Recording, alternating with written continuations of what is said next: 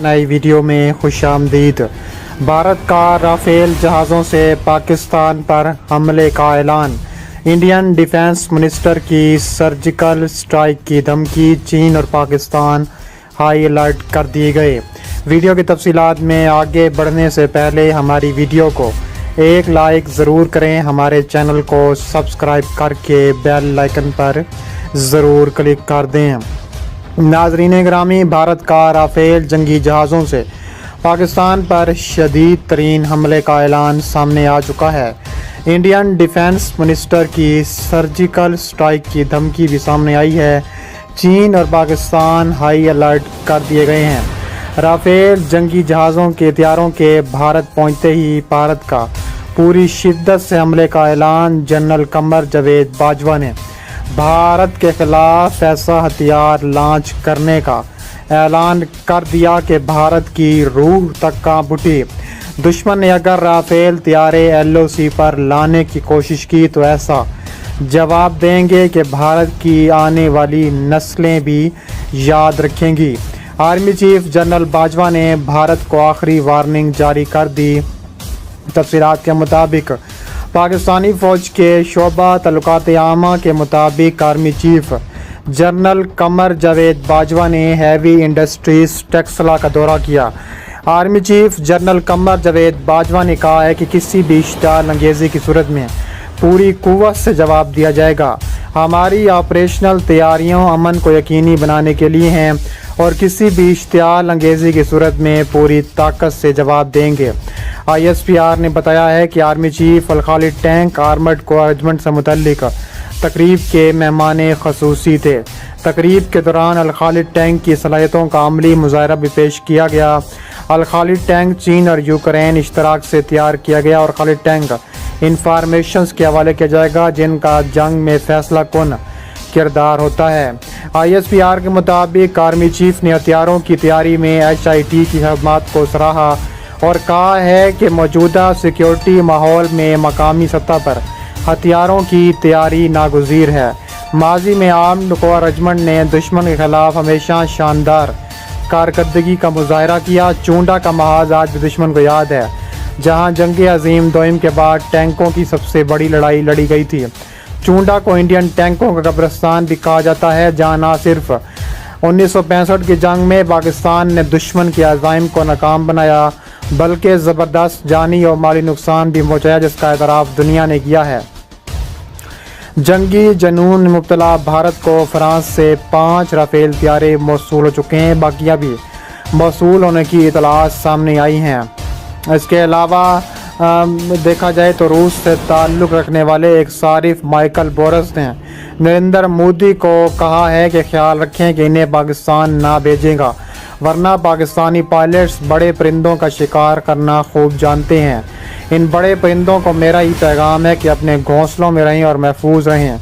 इसके अलावा पाकिस्तान ने भारत की फ़ज़ाइया में रवां हफ्ते फ्रांस से तैयार करदा राफेल तैयारों की शमूलियत पर तशवीश का इज़हार किया। पाकिस्तान के दफ्तर ख़ारजा ने इस खदशे का भी इज़हार किया कि इस इक़दाम की वजह से खित्ते में असलहा की नई दौड़ शुरू हो सकती है। भारत को रवां हफ्ते फ्रांस से 5 राफेल तैयारे मिले हैं।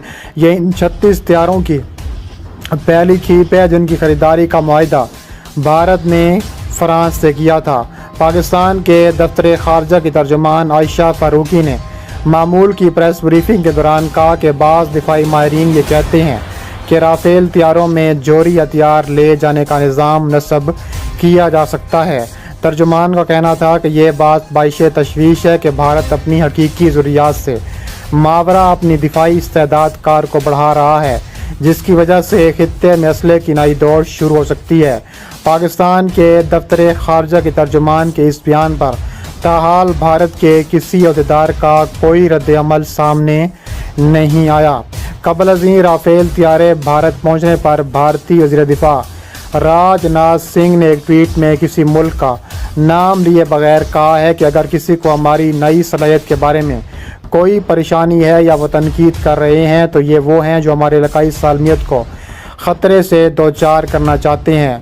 भारतीय फ़ौज के साबिक़ अफसर और दिफाई अमूर के तज्ज़ियाकार परवीन सानी اس بات سے اتفاق نہیں کرتے کہ بھارت کو ان طیاروں میں جوہری ہتھیار لے جانے کا نظام نصب کرنے کی ضرورت ہوگی۔ ان کے بقول جوہری ہتھیار لے جانے کے لیے جدید نظام کی ضرورت پڑتی ہے جو بھارت اور پاکستان دونوں ممالک کے پاس پہلے ہی سے موجود ہے۔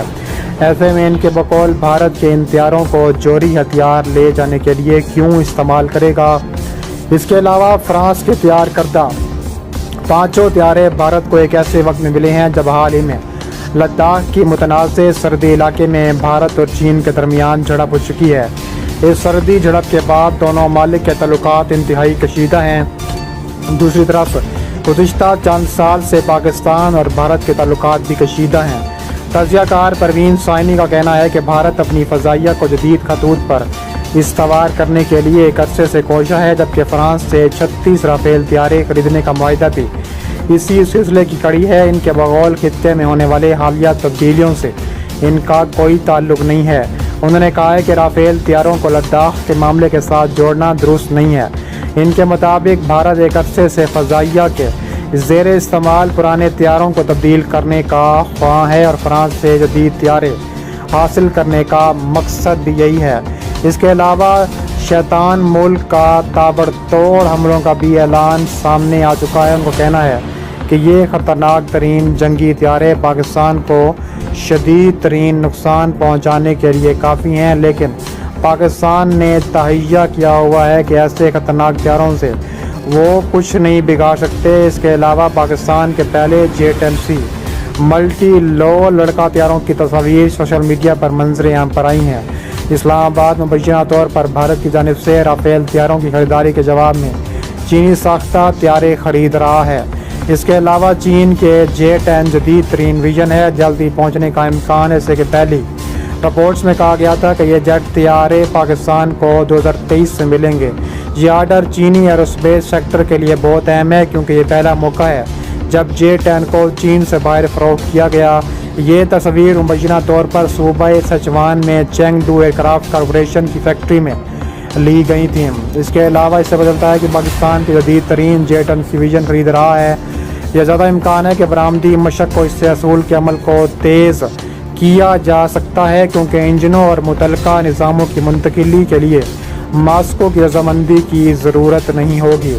اس کے علاوہ ٹویٹر پر گردش کرنے والے چند تصاویر میں CSC کی اسمبلی لائن میں J-10C کی کئی قطاریں دکھائی دے رہی ہیں، جس میں ایک راز یہ ہو رہی ہیں کہ وہ پاکستان کے لیے مقدر ہیں۔ چین نے ابھی تک پاکستانی آرڈر کے بارے میں کوئی باضابطہ اعلان نہیں کیا ہے اور آگے بھی یہ اعلان نہیں کیا جائے گا۔